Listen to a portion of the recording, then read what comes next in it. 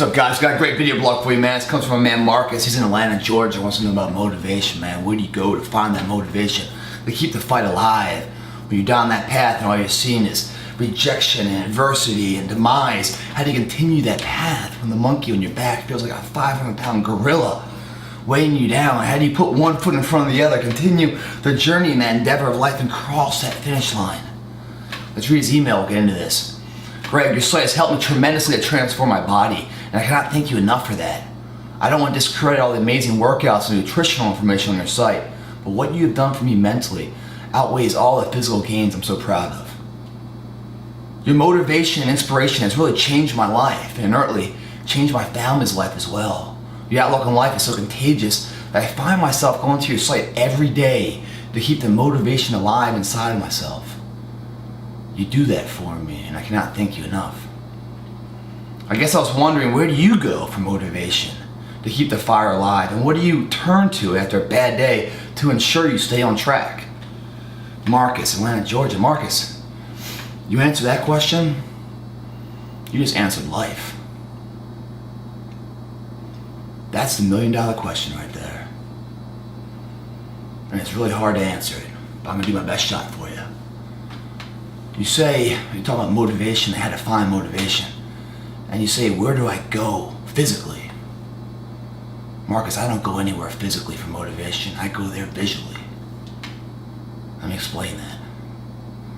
If your mouth is a window to your body, and the nutrition that comes through your mouth enables your body to grow strong and have a capable fundamental structure of whatever you want to do physically, your eyes are the window to your soul of belief, inspiration, the willpower. And just like when you put something in your mouth and you chew it, it can either enhance the physique of yourself or be the demise depending on what you're eating. The same goes true with what you see. There's a visual diet out there that's good and bad. There's negative energy if you look at it and you focus on, you allow that to come in, there'd be a demise of your willpower. The demise of your self-confidence, what you can be and what you believe in.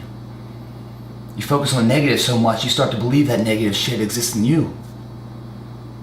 That's a negative, unhealthy diet. Visually. You must focus on the positive things in life. Allow them to see you. And you're going through your day, guys, there's a million of these examples out there. When you see them, stop yourself in their tracks. Give credit. Remember the name of that person that did something with a common man, overcame the odds and did the impossible. When you see that, take notice and remember that, because you will use that later in your own journey when you're feeling fatigued and weak. That'll be the spark that keeps you going on that journey when that gorilla is on top of you to ensure you get through that finish. But having a sound diet physically and a sound diet visually, the ability, the power of what you believe in to be true, and then building the body of which can make anything that you want capable, is only 2/3 of the equation. There's one big missing element that Marcus is talking about here. There's no name for that element. Call it the X factor if you want. But the X factor must exist. Even if you have the healthiest physical diet and the healthiest visual diet, it's not enough. Those two are like a sailboat out at sea with no harbor to sail for. In that situation, The best wind is no wind, because you don't know where you're going. That's the X factor. The want. What do you want in life? You have the physical body to do something. You have the mental capacity to believe in it. Now what the fuck do you want? When you want something that collides all three of them into the trifecta, it makes the uncommon man remembered for generations, because he achieved the impossible and changed the basic framework, the blueprint society in which we live our life. The one is in us. That X factor is in every single one of us, guys. It's a seed that's planted at birth inside of every single soul. 99% of the people never let that seed blossom into anything. It goes buried because they don't know how to nourish it. They don't know how to feed it, caress it, protect it, so it blossoms into the strength of remembrance, to be a role model, an example of passion, strength, where pride is stronger than steel, you know?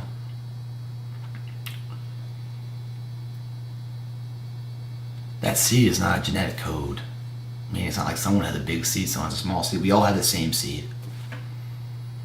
And it's the trials and tribulations through life that either make that seed blossom or not. How do we feed that seed? Well, there's a lot of different ways. Just like eating, there's good foods you can eat that make the body strong. Just like the visual nutrition that comes in is positive stories of people overcoming the odds. The X factor, the nutrition content is two things, two recipes. One's fear, one's failure. And they're the only two that grow it. Fear and failure. There's a kid, worked for the Kansas City Star newspaper. And he was fired because, he's doing a poor job.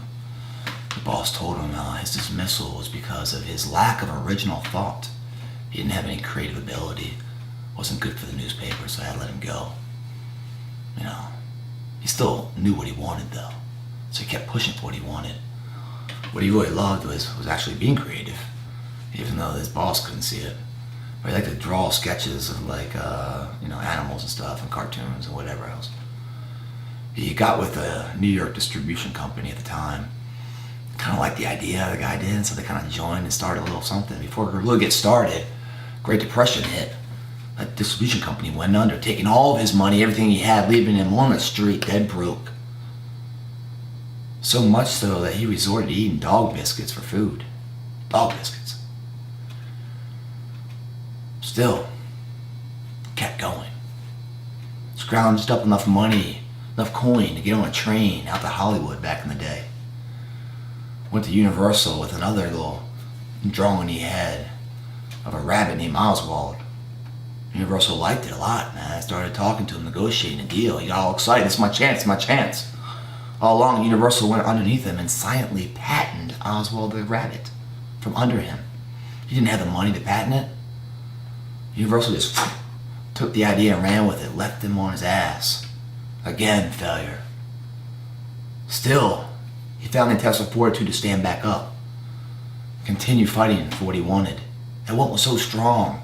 It outweighed all the despair, all the negative energy, all the failures, all the adversities and rejections and disbelief from everybody else. His belief was stronger than the crowd's disbelief. So he continued on his path, and he came with another character of a mouse. Everyone was like, "You're crazy, man. That mouse is going to scare ladies and kids. No one's going to want to see that mouse." He said, "I think so. I think they will. So much so, I'm going to name that mouse Mickey." And I think you know the rest of the Walt Disney story. The Walt Disney Empire rakes in billions of dollars every single year through TV and film and theme parks. 1996, they bought ABC. It just so happened ABC was a mother company of a small little newspaper called the Kansas City Star. They say success is the greatest form of revenge. I think that felt pretty good for Walt. The company that fired him, he rose above it so much at the company that bought it. He bought that company. Nice. I like that. That's a good visual nutrition to soak in and remember. Of a guy wanting something so much so that failure became his strength. Failure formed the other characters. Failure made him wiser. So in the final gold mine, he was ready for it, and he scored. Another kid growing up didn't even speak until the age 4. Didn't even know how to read until age 7. He was so far behind in his peer group at a young age that teachers called him stupid. Inability to learn, the rock. So much so that they expelled him from the school. Had his parents pick him up, say, yo, he's bringing down the attention level of all the other students. Slowing the progress down of the collective group. Gotta go. Get out of here. Don't need that. They said he was mentally challenged. Parents were like, great, got a retard kid or something, I don't know. They put him to work. Got fired from every single job he had for years. At 21 years old, he got fired again. Every job he tried, he got fired. So all he's seen in life is failure, rejection. That's all he knows. So much so that when he found his want, what it was that he wanted, he continued to pursue it and pursue it and pursue it. And his dream and his idea failed over 1,000 times. The same dream. Exactly 1,093 times it failed until he finally got it right. And the light bulb lit. That was Thomas Edison. Sure glad he kept going. Here's a guy that, once he found out his want, the nourishment of that want was fear and failure. That's all he knew. So of course he kept trying. I mean, when have you ever tried something over 1,000 times and still continue the course? I can't say I ever have. This guy did.